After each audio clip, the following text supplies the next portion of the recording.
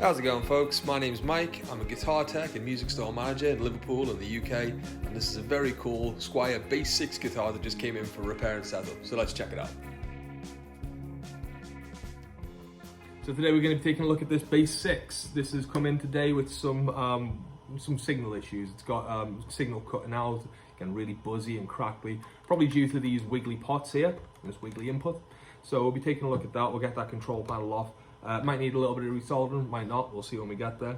While it's in, we're going to be giving it the full spa day treatment, so I'm going to get these old strings off, clean and polish the whole thing, shine up the frets, give the fretboard a good conditioning, yeah, then while all that's being done, we'll polish up the finish. There's some scratches and dings in this finish. It's been played a lot, this guitar, so we're going to be getting some polishing compound on that.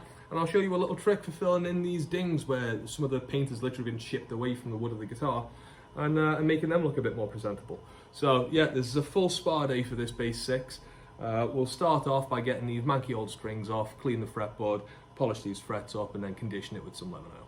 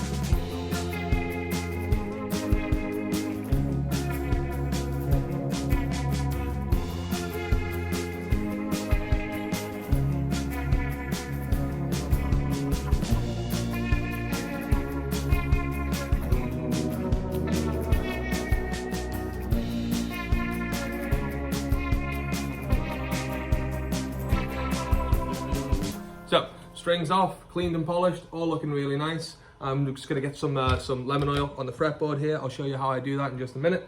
And then while that's all soaking into the wood on the fretboard, I'm going to get these pickups up and polish the combs on the side here. These got kind of like Jaguar style pickups, and the combs on them are showing some rust and patina, so I'm going to get them polished up too. When I'm applying lemon oil, I like to use one of these, just like a regular kind of like a face wipe or a surface wipe. It's a really good material for spreading oil around, I've found. So just takes a little bit of a drop of lemon oil. Don't have to use an awful lot. And then with these face wipes, you want to get one out. You get an older one that you've not used to clean anything super dirty. And just let it dry out before you do this. With that, a couple of drops of lemon oil, fine. You get really good coverage over the entire fretboard, because I mean, after all, these things are specifically designed to move moisture around. And I don't tend to fray or leave any strands or little bits of little bits of lint or whatever stuck to the surface of the fretboard, because again, they're designed to be used on faces, so they're not meant to scratch. They're meant to be very smooth and move moisture around, which is exactly what we want. That looks like that. Really nice, even coverage. While that's set, I'm going to get these pickups out, take a look at the combs. I'm also going to clean up all the other metal parts, like this bridge, for instance, covered in kind of grime and patina, and what I hope isn't too much rust.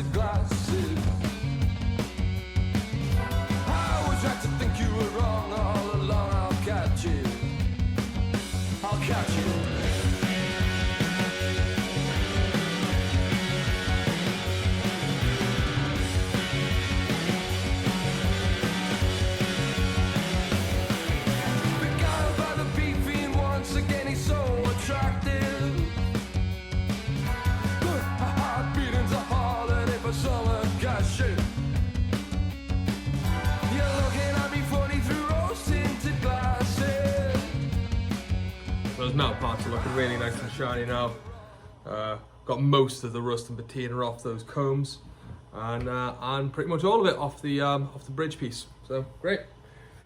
Now I did say I was going to show you how to fix these dings here where the paint has been chipped away and the wood underneath has been exposed. So to do that, you just need a couple of things. Firstly, you're going to need some high grain sandpaper. So going from fine to very fine to very, very, very fine. And then most importantly, you'll need this. Now you can get this at any makeup counter. If you haven't got access to a makeup counter, a goth rock band dressing room will do. This is just black nail polish, which is essentially enamel paint. That's all it is. So just get that. I mean, you can get this for like a couple of quid at Boots or Superdrug or whatever. And you're just gonna get a tiny little bit of the nail polish on the brush. You don't want to overload it. And then just very gently, very delicately trace over that ding. I might need to put a couple of coats on this and leave it to set properly. So we're going to do this, and then we're going to leave the guitar for a little while to set. And for this enamel paint to really seep into the crevices that it's covering and to cover all that damage. And we're going to come back with this with some high green sandpaper. So those things are all filled in now. As you can see, with the enamel paint, this nail polish is sitting just slightly proud on the surface here. So we're going to come back when this is set, and we're going to sand that down, and we're going to sand it nice and shiny. So we're leaving that to set. We're just going to do one more pass of lemon oil on this fretboard, and then we'll leave the whole thing to set for a little while, and we'll come back and take a look at those electronics.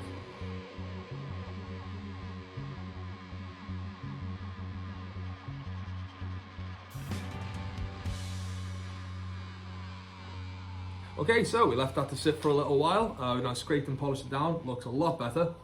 We're going to move on now to doing the electronics. The problems with the electronics, what this thing first came in with. So we've got some wiggly pots here, and it's causing some crackle and signal failure when coming through the amp. So I'm going to take this panel off. I'm going to take a little look underneath. Going to tighten up these wiggly pots, and I'm going to give it all a spritz of this this Super 10, which is a switch cleaner and lubricant. Recommend anyone get a can of this stuff, really, if you're going to be doing anything with sort of cleaning up your pots on any of your guitars. This stuff's just the perfect thing for it. So yeah, get this off, give it a little spritz. If it works, great. If not, we might need to do some resoldering.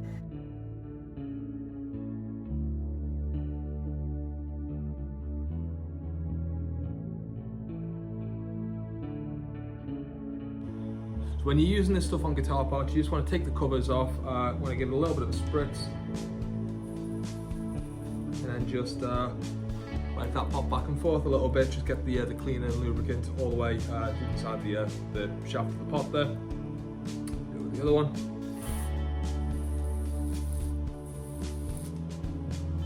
Great stuff about this stuff. It's not harmful to the finish on your guitar. Definitely recommend using that over something like WD-40. Although WD-40 can do it a pinch, it's not too precious.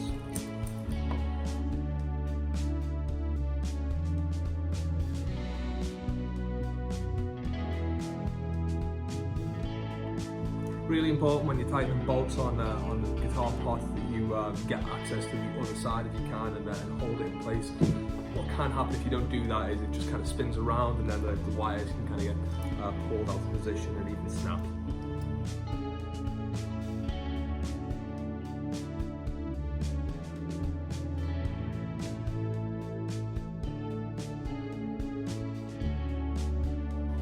So in situations where you're getting your signal cutting out on you completely, one thing I always do is check that the jack input is making complete contact with the jack plug. So that is, you can see it's kind of like a little strip of metal here that is meant to sort of conform to the shape of the kind of like arrowhead on the jack plug. If you push that in, you should see it making complete contact, which this does, so we know that's not the problem.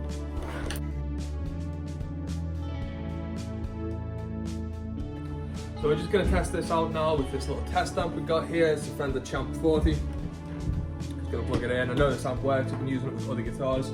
So if we plug this in and we're getting consistent signal, well no, it was just in need of tightening up and a bit of a clean. Let's see what we get.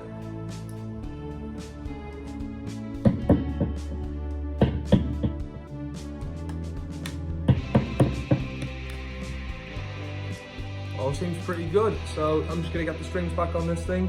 If we have any more problems with the signal after that point, you can always take this panel off. It's usually these kind of Jaguar style guitars, all the control panels come off in a sort of modular way, so you can check these kind of problems after the fact and you still got the strings on.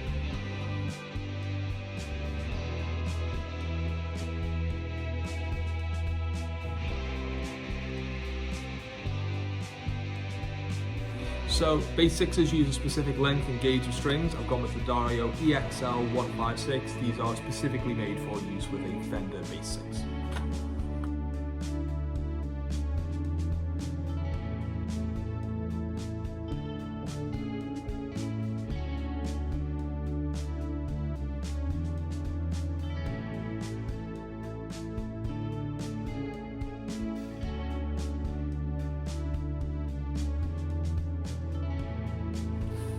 So the bass 6 just uses normal guitar tuning pegs of the kind of Fender style where you have to kind of like cut the string and push it deep into the post. So I'm going to show you how I do that. Basically, to get a good amount of friction so that the string doesn't slip, you want to get about 2 or 3 winds around the post at least. And the best way to do that with this kind of string is with this kind of tuning post, is to take it from, grab it at the 5th fret and pull it so that it comes into the palm of your hand. So pull it up so that it's reaching into the palm. You want to give a little bit more slack on this than on another type of guitar because you want enough length on the string to go push into the center of the post.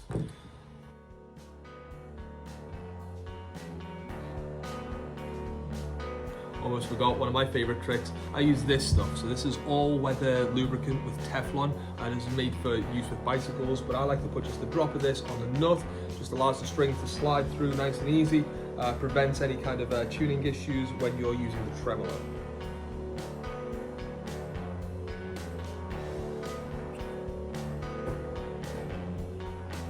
Wipe away the excess. The rest of that will be down deep in the nut, allowing seamless friction.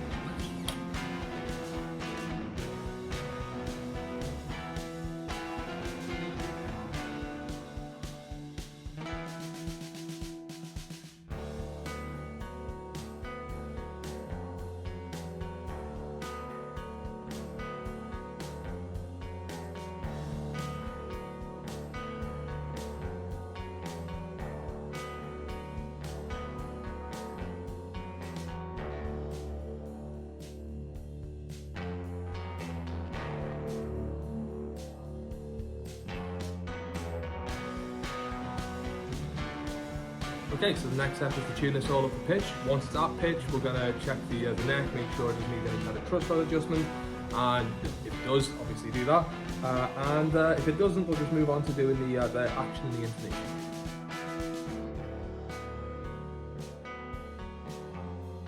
So to check the curvature of the neck, there's a couple of things you can do. You can't just get a regular slot and straight edge to check it's nice and straight.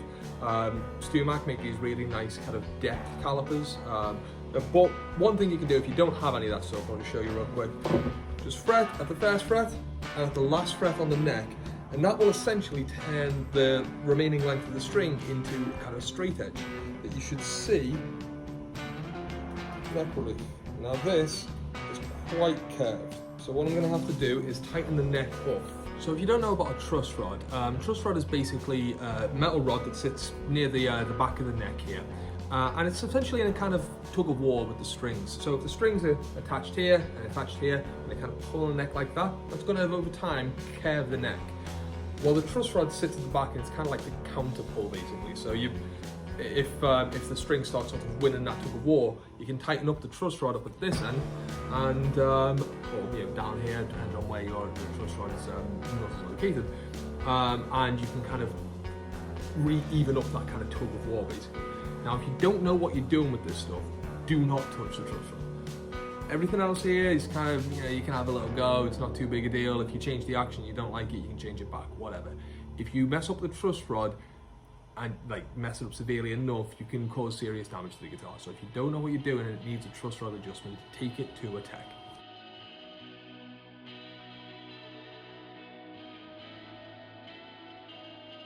So what we're looking for here when we fret up the first fret and the last fret is near the middle of the remaining length of the string, so sort of 10th, 11th, 12th fret, you should be getting under a mil of relief, say about half a mil of relief.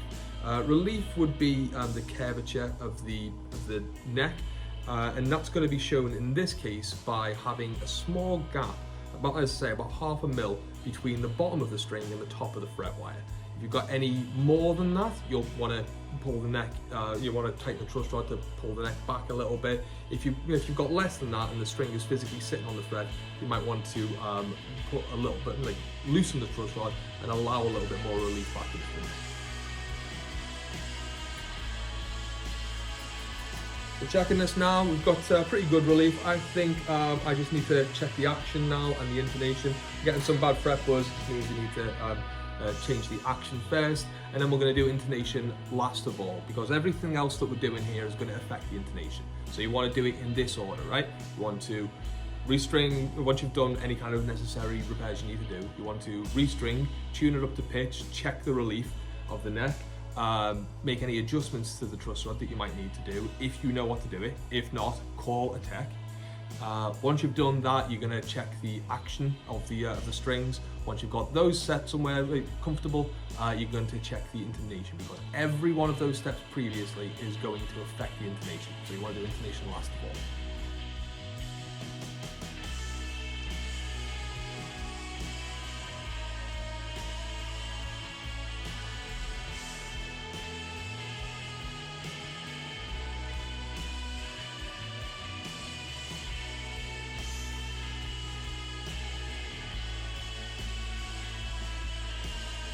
So this is how you check the intonation. Once everything else is done and you tune back up to your standard tuning, you're going to play a 12th fret harmonic on each string. Make sure that's in tune. And then you're going to play a 12th fretted note. And that should come out at the exact same note on your tuner. Now, if it's a little bit flat, you're going to need to loosen this screw here to allow the saddle to move a bit forward. And if the fretted note is coming out a bit sharp, you're going to want to tighten that screw and pull the saddle back. Handy little mnemonic to remember in this is if it's sharp, it wants to get away.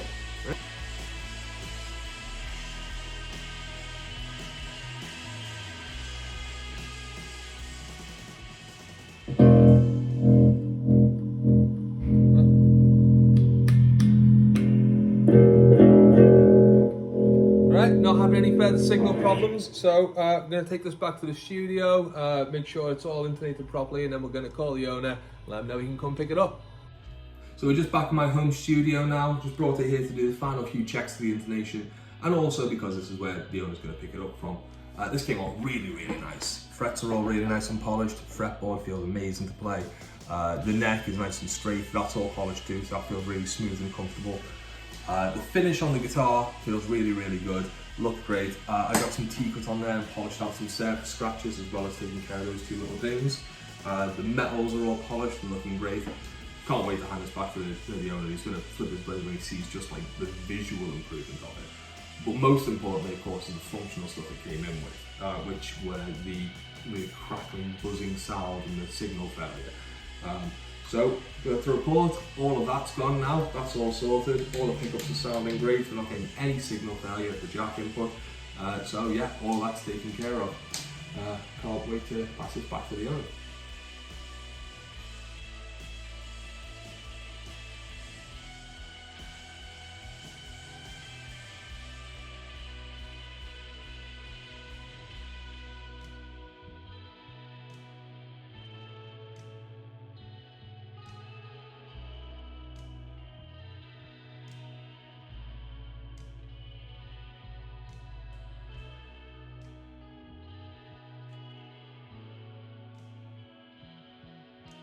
So I've just set up a little drum loop here that I'm going to use to demonstrate, how a bass 6 sounds in context. Now, how you play a bass 6 is going to vary quite a lot depending on what your overall band situation is like. If you're the only fretted stringed instrument in the band, you're going to be playing it in a very different way than you will if you've also got a bassist and a guitarist or multiple guitarists. Basically, you wouldn't want to stray too far into either of their sort of sonic territories because you're just going to get stepped on and lost in the mix. So I'll show you how I approach that. I've got this drum loop set up to play along to, add a couple more layers of instruments in the mix. It's going to come across very The Cure. It's going to come across very sort of 80s post-punk pop, Susie and the Banshees, Cocteau Twins, Echo and the Bunnymen, that kind of thing.